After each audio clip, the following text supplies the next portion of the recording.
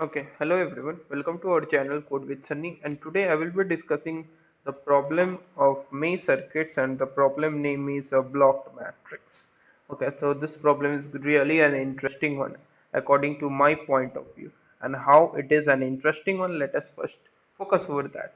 Okay, so the problem associated, the tax associated with this problem is like knowing how to calculating the expected value of a certain sequence of numbers and certain operations, and the concepts of dynamic programming, basics of dynamic programming. Also, you must have the knowledge of combinatorics and the binary exponentiation. Note that the term binary exponentiation, if you're not aware about this concept of binary exponentiation, you can visit the description section of the video, find a tutorial to that binary exponentiation and study that, then come back to this video, then you will feel an ease to solve this problem also. Okay, so now focusing back to this problem, we have been given a 2D matrix of length n and the width is going to be m, and there is exactly one blocked cell in a 2D matrix, and that is uniformly chosen among all the points except the starting point of the path, that is 1 comma 1, and n comma m the ending point. That is, that blocked cell can be among any of the n into m minus 2 cells. Note that the matrix has the size n comma m, so I will exclude the two cells 1 comma 1 and n comma m, then the remaining cell would be n into m minus 2. Find the expected number of paths from 1 comma 1 to n comma n, and we can only move from to rightwards or the downwards. And let us say I have the expected number of paths as p by q, then find the value of pq inverse. Okay, and there would be this amount of test cases, and n can be 10 power 5 and m can be 10 power 5. Okay, now the question seems to be really complex, but if you have aware of some concepts of basic maths related to this traversing in the grid and finding the minimum path, if you have a blocked cell or unblocked cell, and finding the paths efficiently, number of paths. Note that if n and m, that is product of n into m, is going to be like less than equal to 10 power 6, and sum of n into m should be go up to at most 10 power 6 for every for all the test cases, I can easily solve this problem with the help of dynamic programming. But this problem requires the basic knowledge of maths and the knowledge of binary exponentiation and the combinatorics. How this is going to be important, let us try to understand that in the much more simpler way. So let's move further. Okay, so suppose this is the starting cell and this is the ending cell according to this question, and we need to find total number of paths from this cell to this cell, considering the blocked cell to be among any of the remaining cells. Now, one thing that I want to ask from you, or you can pause this video and think for yourself, that can I find the total number of paths starting from this cell 1 comma 1 and ending up to n comma m in O of one operation. That is, I am talking about not traversing this matrix entirely with the help of dynamic programming approach. That is, can you find with the help of some combinatorics logic, that is finding the number of paths starting from 1 comma 1 to this n comma m. Can you find that? Yes, we can easily find that. And you can easily see I am at the starting position as 1 comma 1, and I want the ending position as n comma m. I can easily find the total number of paths. Total number of paths would come out to be n minus 1 plus m minus 1 complete factorial divided by n minus 1 factorial m minus 1 factorial. And you can think about that how I have derived this formula. The reason is quite simple. You can easily see, if I'm at 1 comma 1 and I want to go to n comma m, what is the number of right steps, that is at every time you either move to rightwards or the downwards, what is the total number of right moves that you have to do in overall. You can easily see, I have to do m minus 1 right shift, that is we have to move m minus 1 times to the right at overall. Similarly, I have to move n minus 1 times to the downwards also when I am reaching the n comma m cell. And you can easily see, if I am considering nm as 4 and 4, I am just considering like 3 horizontals and 3 verticals. Okay, so this is a basic maths problem. If I want the total number of total number of paths, this is basically a permutation thing. How this is going to be a permutation thing? Overall is the value 6, 3 horizontal, 3 vertical. Can you have arrangement of these HHH and VVV such that note that there is a standard pattern for finding the permutation if we have certain common elements. That is, let's say I have A common elements, B common elements and C common elements in a permutation, that is these amount of same elements. I can find the permutation. Total number of arranging these things would be like A plus B plus C factorial divided by number of common ones, that is A factorial, B factorial, C factorial. And it is like the same thing, we have to move overall m minus 1 horizontals and n minus 1 verticals. So it is like HHH and VVV for 4 comma 4. I have to do the permutation of this thing. How I can do that? M minus 1 plus n minus 1 upon, that is this one factorial, divided by m minus 1 factorial. That is for the same thing, m minus 1 horizontal steps I need to do and n minus 1 vertical steps I have to do. This is basically a standard formula. Okay, if you're not aware about that, do take care for these type of formulas in competitive programming topics and questions, because it is going to help us. You can also find using a DP approach, but you can't do that here because N and M is going to be like very much high, 10 power 5 and 10 power 5 both. So you can have a 10 power 10 iterations in finding the, in worst case time complexity of finding the total number of paths. Okay, so you can easily find this one. And if you simplify this thing, it will come out to be n plus m minus 2 c n minus 1.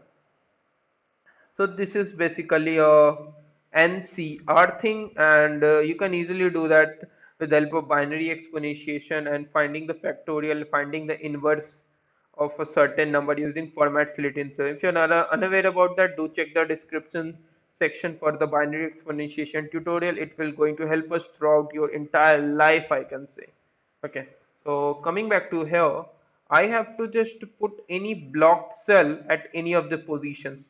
And how I am going to do that? So let me first erase this stuff. Okay, so it is really an awkward thing. So let me do that as fast as possible. Okay, so I think it is done. Now you can see I can have to put any blocked cell at this position or this or this or this, any of the position that I want. Now if let us say I'm just trying to push a blocked cell over this position, then I need to find total number of paths uh, reaching from 1 comma 1 to this n comma m. And if I want to find out the total number of paths, let's say if I will put the block cell at this one. Okay, let us choose another color. It at this one, then path is called as P1. Then at this one, path is called as P2. Then at this one, path is called as P3, and so on. Then my answer, my expected value would be like, you know that a calculation of expected value is like, oh, okay, so I will say Pi into Xi summation pi into xi for all the outcomes, that is for I equal to 1 to all the outcomes, let's say n outcomes. Okay, so what I'm going to, probability of choosing a blocked cell would be like 1 upon total number of positions of choosing that block cell would be n into m minus 2. Note that I have to subtract my 2 over here. The reason is simple, I cannot place a block cell over this 1 comma 1 and n comma m. So Pi would be 1 upon n into m minus 2, and this is going to be same for all the blocked cells. So I can take this Pi common, which is going to be, let's say P would be 1 upon n plus m minus 2. And now the condition is how to calculate this xi. That is xi would be x1 plus x2 plus xn for n outcomes divided by n plus m minus 2. Okay, n plus m minus 2, no, sorry, n into m minus 2. and I think here should be n into m minus 2 also. I need to calculate x1 plus x2 plus xn. The one way to calculate is put a blocked cell over this position and find out the number of paths. This is going to be like a very much awkward thing to calculate. How can I calculate in an efficient manner in O of 1 operation for every test case? Because you can see test case is also varying up to 10 power 5, and n and m is also going to vary up to 10 power 5. So I need to calculate for every test case in very much efficient way, and how I'm going to do that. Let us try to focus over that first. Okay, so I'm just going to erase this one. Okay, now you need to take care that for putting any blocked cell, that is for putting a blocked cell, or you can say considering a blocked cell over this position, I need to find the paths, total number of paths considering this block cell, and I will consider it some xi. Then similarly I will do that. This is not going to actually giving a AC verdict in this question. So inversely you can easily calculate that in spite of putting a blocked cell over here and calculating the number of paths, just try to consider one thing. And what we have to consider that for going from this cell 1 comma 1 to this n comma m, what is the path length? That is what is the path length coming out to be for 1 comma 1 to n comma m? That is 1, that is you can say that 1 2 3 4 5 6, and the path length is coming out to be for this 4 comma 4 cell will always come out to be n plus m minus 3. Okay, and why, how this n plus m comma minus 3 will come out to be the path length? Okay, you can easily see if I have to reach over this position, I need to, that is, I have to traverse this amount of blocked cells. That is for any path length, that is, you have to go from 1 comma 1 to n comma m. First understand this concept. You have to go from 1 comma 1 to n comma m, and you have to pass through n plus m minus 3 cells in between, and any blocked cell can be at these positions. So for a path length n plus m minus 3, for a particular path length you can have n plus m minus 3 choices of the blocked cell, and this is going to be important. That is, if you move from 1 comma 1 to this n comma m, you can see I have the one block, I can place here block cell, or I can place here, or I can place here, or I can place here, or I can place here the block cell. There are 5 possibilities. Similarly, for a given n comma m matrix, I can have n plus m minus 3 positions of block cell for a particular path length, and for any grid for going from 1 comma 1 to n comma m, I have a fixed path length, and for that fixed path length, for the path length, for each path length I can place n plus m minus 3 blocked cells for a particular path, and this is going to be important. And let us say, let us generalize this statement to calculate the answer for this question.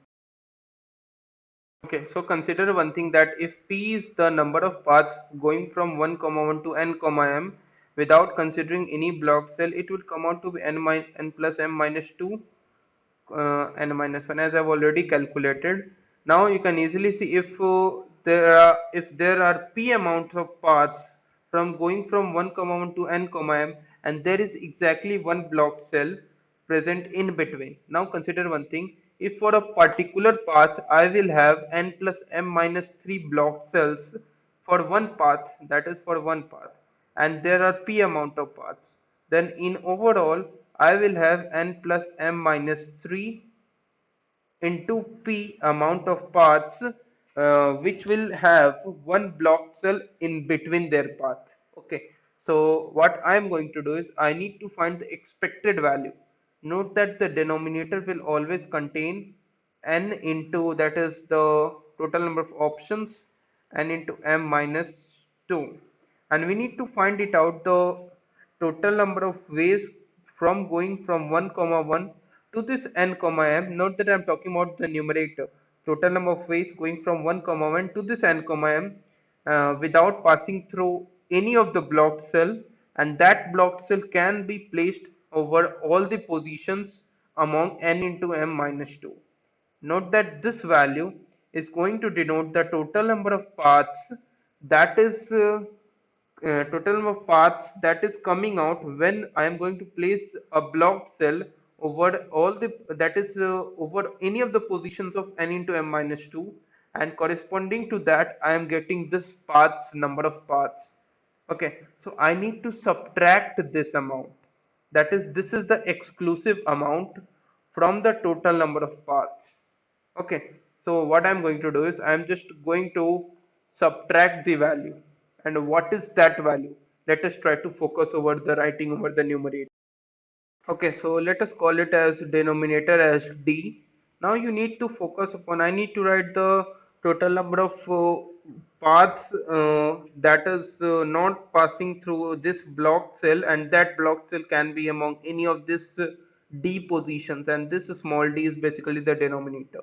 Now you can easily see I need to subtract this value, and I have already taken this value for all the positions of all the d positions. Now this numerator will equal to, I'm just writing down this one statement, p into d, and this p is going to denote the path from 1 comma 1 to this n comma m, and this is for particular block cell, one block cell placed over one positions among n into m minus 2, and there are total d positions over the matrix. So I have the total number of paths as p into d, minus I need to exclude this value, and this value is actually EXL. EXL is n plus m minus 3 into p. You can easily understand if there is a p path length, and for a particular path length I will have n plus m minus 3 block cells. So for one path I have n plus m minus 3. For p number of paths I will have what amount? I will have the amount equal to n plus m minus 3 into p. So this is going to basically the numerator and the corresponding denominator, and this is going to be like our answer, the expected value. So let us look over the code to understand this in detail. Okay, so you can easily see I have a code of binary exponentiation of binary power, calculating the power of a number efficiently in log of n time. You can easily see I have taken this n capital N as 3 power 5 because I need to calculate the factorial of n plus m something, and n and m is going to like 10 power 5, so my number can go up to 2 into 10 power 5. So for simplicity I have taken this capital N as 3 power 5, that is 3 into 10 power 5. So this function is going to calculate the binary power of a certain number a power b in log of n time and efficiently. If you are unaware about that, do check the description section for the binary exponentiation tutorial. And this is going to calculate the inverse of a number using Fermat's Little theorem. And I have here a function of NCR which is going to calculate the binomial of n and r. That is, if you have something 5c2, then our answer would be 5 factorial divided by 2 factorial, 3 factorial, which is basically n factorial upon r factorial into n minus r. So I have, this is going to denote the function of this NCR. Now comes the main role of this main function. First I have calculated the factorial modulo, the prime number MOD, and I have taken the test case and taken the value of n and m, the sizes of the number of rows and number of columns of the matrix, and first I have calculated the path from 1 comma 1 to n comma m. Without considering any block cell, it would come out to be n plus m minus 2 comma n minus 1 NCR value. Now I have calculated the denominator, and denominator is basically n into m minus 2. Note that I need to take care for the modulus also.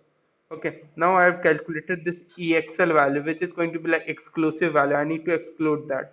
For one path I have the n plus m minus 3 block cells. For all the paths I will have n plus m minus 3 into path. Now I have calculated the value of total, which is actually a p into d value, which is count into path and modulus. With I need to take care for the modulus also because it may exceed the value of 10 power 9 plus 7. Now I need to calculate the numerator, that is total minus exclusive plus mod, and again the modulus, this mod. Okay, mod is basically 10 power 9 plus 7. Now print the answer as numerator divided by denominator. You can convert this denominator to inverse form with the help of Fermat latest theorem by calling this inverse function passing the parameter as count, which is basically the denominator, and denominator is basically n into m minus 2. Okay, this is count, and this is going to give us a correct answer. I think I should have to submit this code and check it out if this is working fine or not. Yes, accepted. Yeah, all the test cases are accepted. So if you have any doubts, do let me know in the comment section of the video, and I will ask the viewers to like this video, share this video, and to subscribe to our YouTube channel for latest updates. Thank you for watching this video.